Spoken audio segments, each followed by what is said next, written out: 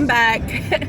So I wanted to stop in and just chat about today a little bit. My day started with my twins screaming and yelling and running through my house at approximately 7 a.m. Now, for those of you who don't know, I like to sleep. That was one of the things we discussed when we talked about adopting older children was, older kids love to sleep. I'll get to sleep, right? Not my kids. On the weekends, they do okay. During the week, it's like they're trying to kill me. Anywho, Malik decided this morning that when he woke up, he would go to the table and draw, which is typical for him, which is great. And then he decided when his brother walked by him that he would stab him with the tip of his pencil because he didn't want him to be awake. What sense does that make, first off? So I treat the wound, we try to chill back out a little bit until we get up for school. So we get to school. Now, a little background, Malachi recently, last week, got to sample out the new Baker Act facility here in our county, which is closer to his school. So despite my requests not to take him there last time, the officers decided that would be in his best interest because they know more than me. So they took him there. Fine, do what you need to do. So of course, he loved it. State-of-the-art facility, brand new gymnasium, beautiful, beautiful facility. Everything is just gorgeous, as opposed to the Baker Act facility that's been here for, I don't know, probably a million years. Old, dingy, gross kind of place. They do their best. Great doctor down there, but this new place is like incredible in comparison. Plus, they have my kid's favorite thing in the world. A gymnasium with basketballs. They also have unlimited access to call mommy. So Malachi spent the night there this past week, and as soon as he saw the doctor and spoke with the treatment team, he was released on an inappropriate Baker Act because, again, he doesn't need to be Baker Acted. My kid is fine. He does not actually want to harm himself or anyone else. He just likes to say that to see what happens.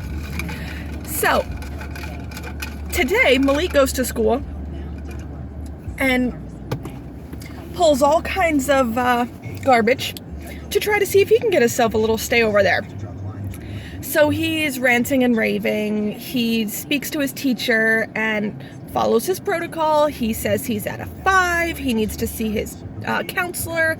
Counselor rushes down, picks him up. She goes to her office, notices he seems perfectly fine, but yet he's saying he's at a 5, which on their school scale is top of the top, about to blow up, right? And he says, you should call the cop, their school resource officer, in here because I'm gonna kill myself.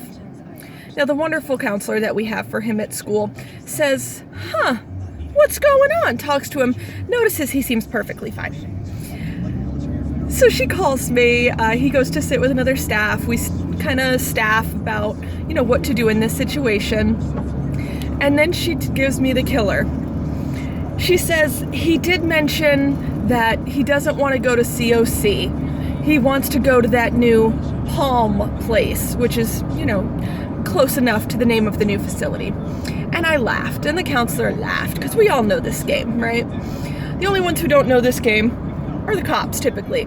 I fought tooth and nail with the officer on Malachi's case last week, and he, raised his voice to me, carried on about how blah, blah, blah, he has to do protocol, this, that, and the other. And I said, okay, you don't know my kid. What you're doing is you're allowing my kid to grab you guys by the cojones and make the decisions here. So Malik finally chills out after I, discuss with the counselor exactly what to tell him to make sure that he goes back to class. We let him know that there will be no gym privileges in the event that he forces a stay, so on and so forth. So Malachi then finds out that his brother's back on track, but was trying to go to the new facility, so he bolts from the school. He takes off out the front door behind a guest and runs for the road. Now, their school's on a decent road, not a massive road or a highway or anything, but pretty decent traffic. So So the school resource officer jumps on it and gets in the car and goes after him, and the sergeant gets called in that met with me over there last week, and he ends up doing all of the things he needs to do to get Baker acted. So, school calls me, I run through everything with them, and then the lovely principal says, our officer would like to speak to you if that's okay. Sure. So I get on the phone with the officer, and this has got me so heated right now. He says to me, I think that it would be in his best interest to take him down to the other facility rather than to take him to this new place, because that seems to be exactly what he wants. Now, y'all, I bite my tongue so hard at this point that, I don't know, I think I have a cut. It probably about fell off. And I said, oh, interesting. Because last week, when I told you this exact thing, that his doctor is at the other facility, that they have all his records, that they've been working with him for so long, you said it was protocol to take him to this new place. And here's my mommy win for the day. He said, you know what, Mrs. McPherson? I'm willing to admit that you were right. I was right about my kid. So weird. So weird that I would know my kid better than a police officer who just met him. I mean, like, who'd have thought, right? So, the officer says, I will find out if the local ambulance people who take them is willing to transport him down there. If not, ma'am, I will transport him myself. So, shout out to all you mamas out there that are fighting the good fight. And all you daddies, whoever's out there fighting the good fight for your kids. You know damn well what's good for them. Never give up. Never give in. Never stop fighting for what you know is right for your children, because eventually something's got to give. And I will take this win. And, you know, some people will think that it's crass and crazy that I'm smiling and happy about this, right? But those of you who have children with reactive attachment disorder, with trauma histories, with mental health disabilities, you know where I'm at. You know what a win this is, that people are finally seeing the pieces come together in this game that they play. And I love my children. I love my children to the world and all the way around. I would love to change the world for them, and I would love to change them to experience the world, you know, in a more positive light. But they need to stop this game. They've got to stop. And if it means that I have to pull the strings to make them a little miserable so that they can feel the natural consequences of their choice, then I'm willing to do that. I'm willing to be the mean old mama who puts them on isolation when they get themselves Baker acted just for fun. I'm willing to be the one who breaks the cycle for them. And I know that all you parents out there that are fighting this fight have been here, have been there, and some of y'all have given up, and some of y'all have felt like you just can't take another day, and you can't take another hour, and you can't take another minute or another second. And I'm there with you. I'm broken.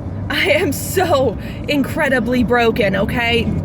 Please don't think that I have this perfect life, because those of you who have been following us for a while, you know, life is hell with these kids sometimes, and their disabilities make life incredibly difficult to even get the simplest things accomplished.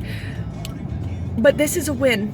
And we take every tiny win as a huge success in this family. And I've told them all the time, shoot, I named my website after it. Nobody gets left behind or forgotten. Nobody is going to be left out. No one is going to be kicked out of this family. But Lord help me with these children, because I don't know what else to do.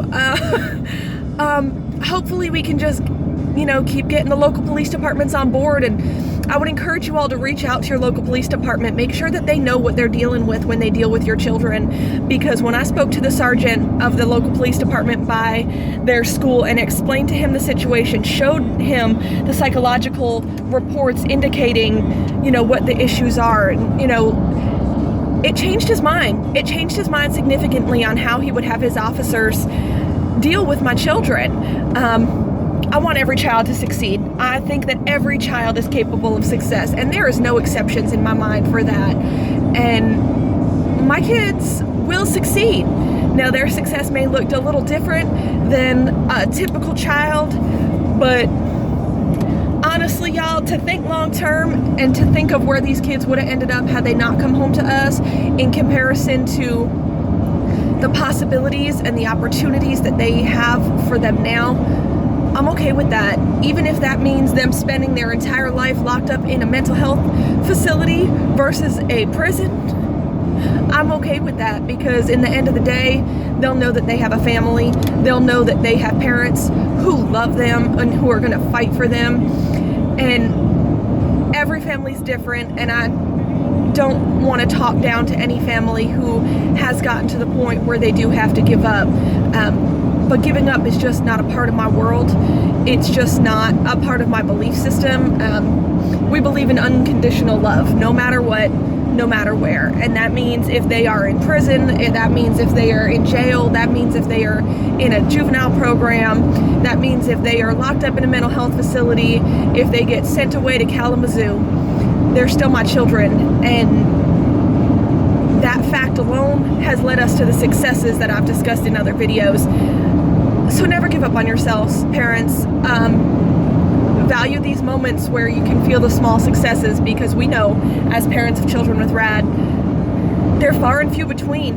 But we've just got to be here to support each other and reach out and love one another, okay? Follow us on Facebook, Nobody Gets Left Behind or Forgotten. You can log on to the website and subscribe. It is nobodygetsleftbehind.com. We've got tons of new blog posts up there. I've been writing like a fool. And if there's anything y'all want to talk about, anything y'all want to hear about, hit me up in the comments and let me know. I'm proud to be here for you guys, and I'm proud to share our journey in hopes that other parents will learn from it, grow with us, at least feel that love in their heart that they're doing the right thing. We love you. Bye.